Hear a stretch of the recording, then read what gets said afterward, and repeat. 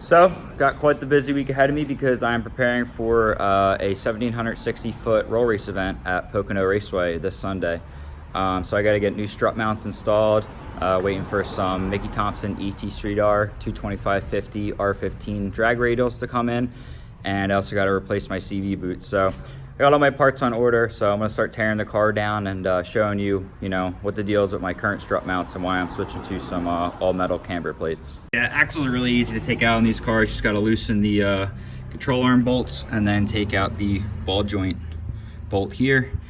And then there's 2 bolts for the bearing carrier, and then it just slides right out. And usually if the car's level, you don't have to drain the transmission fluid.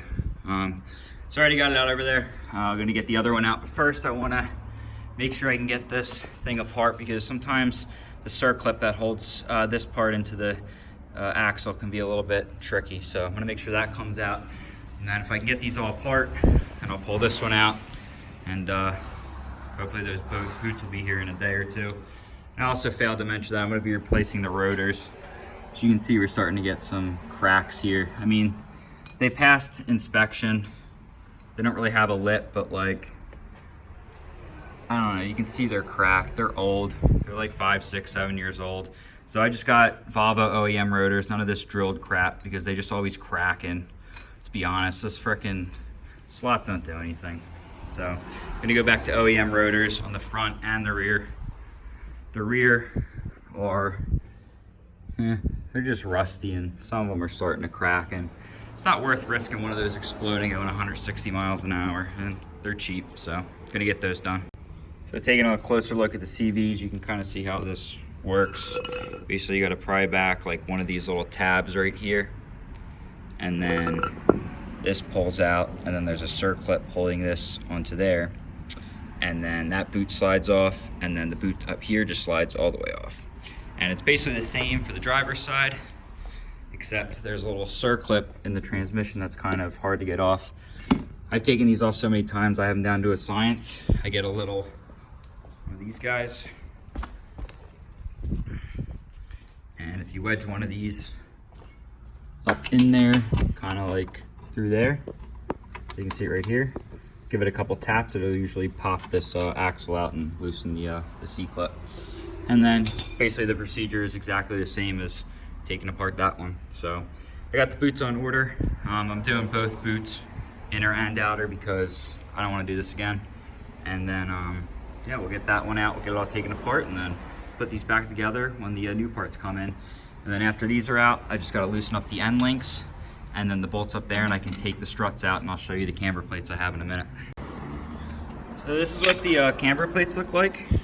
You can get them on eBay, they're like 140 bucks, but a lot of people run these, especially with coilovers, because these, I guess I should have taken a picture while this was pushed up, but basically these, it starts to rip and tear here on some of the coilovers, like the CX Racing ones, because it pushes it out too far for some reason.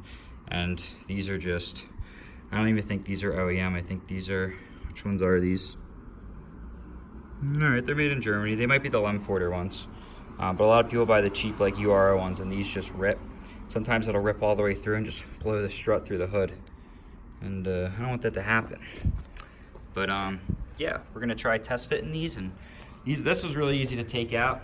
Since I'm doing the rotors, I had to take off the caliper anyway. Since I'm doing the CV boots, I already had the control arm loosened, so all I have to do is take off the tie rod, the ABS, and the end link. And by doing it this way, you preserve your camber. I just got in alignment, so I wasn't trying to take these bolts out and ruin my camber and have to go get aligned again. As long as I set these plates to 0, that'll stay wherever it was, which I plan on only running 0 camber because it's a drag car. But yeah, really easy. Just loosen the bolts, and I could pretty much pull it out by hand. Didn't really even have to use any tools or ask anyone for help. So I'm gonna try mocking these up, test fitting them, and see what they look like. Another thing I've been wanting to do for a while is replace my old 5-inch MAF housing that I used to use years ago when I used the stock Motronic 4.4 with a piece of 5-inch straight. I just don't need this anymore, and I don't want this stupid screen coming loose and get sucked into the turbo or something silly like that. or even restricting it. Not that 5-inch would be restricted at all, but there's just no need. It's never even plugged in now that I got Megasquirt 3 using the map sensor. So I like that, looks sweet, polished it up a little bit. Got to clean up the rest of the engine bay for the race and everything because I got fingerprints everywhere. Ugh. But cranking away, got these strut plates all put in. They look sweet. I just got to get some new flange bolts and everything and finish those all up. We got a whole bunch of parts in. My boys at Faulkner Volvo, always hooking it up. We got all new front and rear rotors. We got all new inner and outer CV boots. So this is the actual kit. Comes with the grease, new axle nut, whole 9 yards. And then we also got our new silicone. Fix that. This one's actually for the bottom I might replace. But we got a new 45 in case I want to replace the one that kind of blew off. And then we also got a whole bunch of clamps and everything. So finally throw these axles back together. I got the camber plates in yesterday, but I've still got to get some flange nuts for them, but we can still get the axles back in and start putting most of this back together.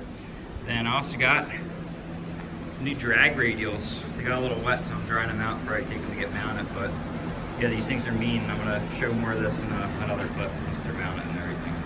So I got my slicks back for mounting. I guess they're really a radial, but they're a street legal slick, and they're pretty beefy. They're a 225 50 R15 on just a Volvo 15-inch Antilles, 6.5-inch wide and 43mm offset, and like I'm really happy with them. I think they're gonna fit really well. I just tested them on the rear and they fit really well. I'm gonna put the axle on this side and the new rotor and everything and try test fitting them, but I think they should fit really well. Let's compare it side by side to just my 17. This is a 17 by 7, and you can see they're literally exactly the same height. Like, pretty much exactly the same. Really no difference in height, but the width, got quite a bit more width on these puppies.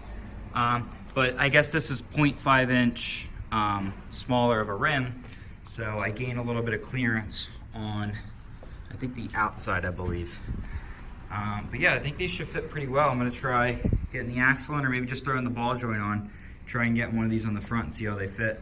I might need to raise the suspension up a little bit, but I mean, I got a ton of room to raise these up, so not worried, but really happy with how these came out. Just 15-inch wheels with some big old Mickey Thompsons. So I think these will work really well. So just about done with the roll race prep. I got my new coupler on here. I got a new clamp on it, and I fixed how the clamp mounts so it actually clamps down really tight now, and it's a working one. I already showed you guys this. Not much in the engine bay has changed. Also, got my new camber plates. They look really sweet, and I painted this bracket and this nut because they were a little rusty. And it's got all new M8 by 125 flange nuts and washers. I got the camber set out to 0. And I also got my slicks on, or my radials. They look pretty sweet. This thing's a low rider. I did have to adjust the coilovers, and I moved everything up about 5 turns. But yeah, I mean, get my finger under there, and this side's a little bit tighter. I don't know why. Maybe there's just more like weight on this side, but it's kind of hard. I might have to adjust this side up a little bit more.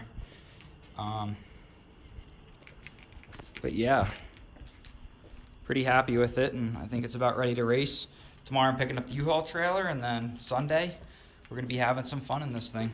So I'll post this video up, and then we're gonna have a pretty badass video coming up with all the roll racing stuff, and I got 2 GoPros that I'm gonna be mounting and getting a lot of footage. So until then, guys.